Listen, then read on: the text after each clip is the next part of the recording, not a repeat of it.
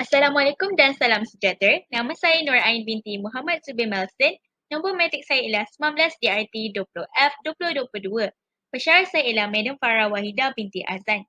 Untuk pitching produk saya bagi subjek entrepreneurship MPU 22012 ialah cucian kereta automatik. Sebab saya memilih servis atau produk ini kerana tidak ramai yang saya sedar bahawa servis ini penting bagi semua perkhidmatan dan servis termasuk dalam pelancongan. Ini kerana pelancong yang melancong dengan membawa kereta memerlukan keretanya dibasuh supaya pelancong lebih selesa dan nampak berkilat dan baru. Untuk pitching produk saya memilih kedai atau syarikat MyRide Auto Wash kerana ini adalah salah satu syarikat yang menawarkan servis membasuh kereta automatik menggunakan mesin. MyRide Auto Wash adalah salah satu syarikat membasuh kereta yang berjaya dan disukai ramai di Malaysia. Sedikit pengenalan, MyRide Auto Wash ini telah diasaskan pada tahun 2007 dan telah beroperasi sehingga kini. Kedai pertama yang ditubuhkan adalah di Wangsa Melawati, Kuala Lumpur. Dan syarikat ini telah mempunyai cawangan-cawangan lain di 4 lokasi iaitu di Batu Cave Selangor, Bandar Seri Putra Selangor, Sungai Chor Selangor dan Batu Lima, Kuala Lumpur. Selain daripada menyediakan servis membasuh kereta, mereka juga menyediakan perkhidmatan vacuum, mengilat, menyalut dan waxing kereta. MyRide Auto Wash hanya bertapak di Selangor dan Kuala Lumpur. Kemungkinan kami akan membuka cawangan di lokasi-lokasi pelancongan yang terkenal di Malaysia seperti Pulau Pinang dan Langkawi, Kedah. Apa itu cucian kereta automatik? Cucian kereta automatik adalah di mana kereta akan masuk di dalam terowong yang di mana dalam tu kereta akan dibasuh menggunakan mesin secara automatik. Okey, bisnes model kanvas. Bisnes model kanvas atau bahasa Malaysia, kanvas model perniagaan, ini adalah formula yang digunakan oleh saya untuk idea perniagaan saya. Sekarang saya akan menceritakan lebih lanjut mengikut urutan blok kanvas model perniagaan saya ini. Blok pertama adalah tawaran nilai atau nilai yang ditawarkan. Perniagaan yang saya nak ialah cucian kereta automatik. Kelebihan servis atau produk saya ini ialah ia lebih maju. Tidak menggunakan tenaga manusia yang banyak kerana ia menggunakan mesin secara automatik. Untuk kelebihan kedua, ketiga dan keempat, saya akan gabungkan. Yang kedua, menjimatkan masa. Kita boleh lihat perbezaan membasuh kereta yang dibawa oleh manusia dengan mesin. Kalau menggunakan tenaga manusia, ia mengambil masa atau tempoh yang lama. Manakala menggunakan mesin hanya dalam masa 5 hingga 10 minit sahaja. Kelebihan ketiga adalah menjimatkan wang. Jika menggunakan tenaga pekerja, ianya mengambil masa kira-kira 2 jam untuk membersihkan dalam maupun luar kereta. Terdapat banyak langkah untuk membersihkan kereta. Ianya melibatkan penyedotan, membersihkan bahagian dalam dan mencuci luar kereta, membersihkan rim roda, mengilat dan wax. Semua ini boleh diselesaikan dalam masa 10 minit dan membelanjakan hanya dalam RM63 sahaja. Sekiranya menggunakan cucian kereta automatik, semua ini boleh diselesaikan dalam masa 10 minit dan membelanjakan hanya dalam RM63 sahaja. Sekiranya semua perkhidmatan yang saya sebutkan sebelum ini dicampurkan, banyak wang akan dikeluarkan kerana diperlukan untuk membeli jenis sabun, lilin, span, berus, kain yang sesuai dan berkualiti. Dan kelebihan yang keempat, kurang menggunakan kegunaan air. Apabila menggunakan tenaga manusia, banyak kegunaan air yang diperlukan untuk membasuh kereta.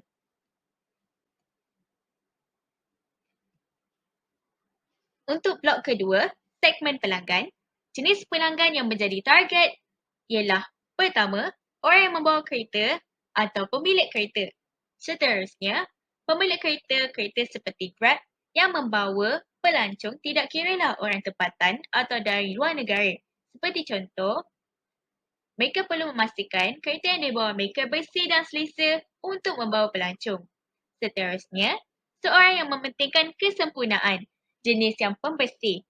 Yang keempat, orang yang ramah, suka bercakap. Sekiranya servis yang dilakukan oleh pihak kami bagus, jenis orang ini dapat menolong mempromosikan kedai kami secara tidak langsung. Yang kelima, The Donald Trump. Ini bukanlah Donald Trump yang sebenarnya, cuma ini adalah kiasan untuk jenis seorang yang mempunyai banyak duit dan boleh membayar dengan jumlah yang banyak. Dan yang terakhir adalah komuniti yang meliputi semua. Untuk blok yang ketiga iaitu saluran. Untuk saluran yang pertama adalah dari mulut ke mulut. Apabila pelanggan datang ke kedai kami dan mendapat servis daripada kami, sekiranya mereka mendapat servis yang baik, mereka akan memberikan komen atau maklum balas yang baik. Dan orang itu akan menceritakan tentang kedai kami kepada orang lain. Dengan secara tidak langsung, mereka akan mempromosikan kedai kami. Seterusnya, untuk saluran-saluran yang seterusnya ini berkait kecuali terbahagi kepada dua, iaitu pengiklanan dalam talian dan juga pengiklanan luar talian. Untuk pengiklanan dalam talian, kami akan menggunakan aplikasi seperti Instagram, Facebook, WhatsApp, Telegram, TikTok dan juga laman web untuk mempromosikan kedai kami. Selain itu, kami boleh menggunakan aplikasi-aplikasi lain yang boleh membantu kami untuk menyunting video ataupun gambar. Seperti contoh, Canva. Dengan menggunakan Canva, kami boleh mereka poster atau spanduk kami. Dengan menggunakan kaedah pengiklanan luar talian, kami boleh mempromosikan kedai kami dengan cara mengiklankannya di televisyen ataupun radio ataupun surat khabar, majalah dan lain-lain. Untuk blok yang keempat iaitu hubungan pelanggan. Yang pertama, servis automatik. Servis automatik ini ialah dengan menggunakan mesin. Yang kedua, khidmat pelanggan. Pelanggan boleh memberikan komen ataupun cadangan menerusi media sosial ataupun laman web kami. Sekiranya pelanggan mempunyai sebarang masalah, boleh terus ke nombor yang ada di laman web kami untuk bercakap dengan pihak khidmat pelanggan. Yang ketiga adalah aplikasi mudah alih. Kami juga merancang untuk menyediakan aplikasi kami sendiri untuk pelanggan lebih mudah untuk membuat tempahan ataupun memberi cadangan. Yang keempat adalah kad loyalty. Untuk pelanggan tetap, kami juga bercadang untuk memberikan kad loyalty di mana mereka boleh mendapat diskaun ataupun ganjaran dan mata apabila mereka datang mendapatkan servis di kedai kami. Untuk blok kelima iaitu aliran pendapatan. Yang pertama, kami bahas syarat untuk membuka cawangan di tempat-tempat pelancongan yang lain seperti Pulau Pinang dan Langkawi Kedah. Sekiranya kami berjaya, kami ingin membuka cawangan di luar negara seperti di Britain United Kingdom dan juga di Bali, Indonesia. Yang kedua, keuntungan yang kami dapat juga boleh digunakan untuk membuka kafe, di mana pelanggan boleh duduk berehat sambil menunggu giliran untuk kereta mereka siap dibersihkan. Yang ketiga, perincian, di mana perincian yang diperlukan oleh kedai kami. Yang terakhir adalah kerja pembaikian mesin sekiranya berlaku kerosakan.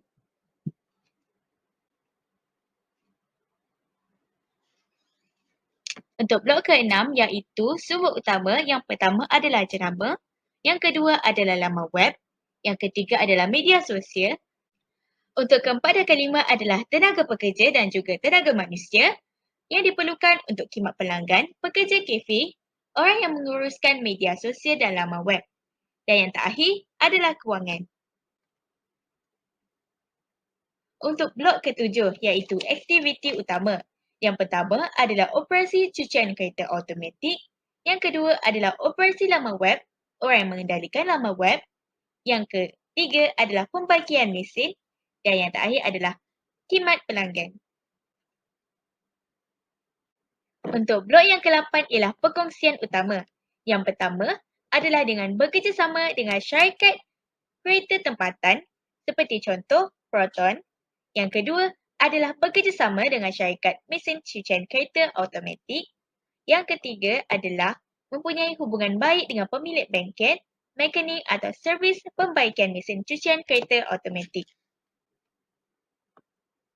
Untuk blok yang terakhir ialah blok ke-9 iaitu kos struktur. Ini diperlukan untuk cucian kereta automatik dan gaji pekerja.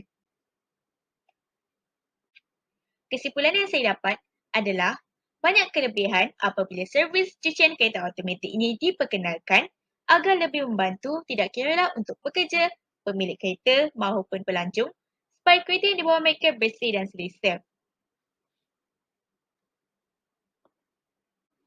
Untuk perancangan masa depan, Marit atau WASH berhasrat untuk lebih dikenali dan diperkenalkan sehingga ke luar negara. Perancangan kedua adalah untuk membina kafe untuk pelanggan di setiap cawangan yang ada bagi memudahkan pelanggan untuk berehat sambil menunggu giliran untuk kereta mereka siap dibersihkan. Perancangan yang ketiga dan yang terakhir adalah dengan menambah cawangan kedai kami ini di Pulau Pinang dan juga di Langkawi Kedah, manakala di luar negara iaitu di Bali, Indonesia dan Britain, United Kingdom. Itu sahaja daripada saya. Terima kasih.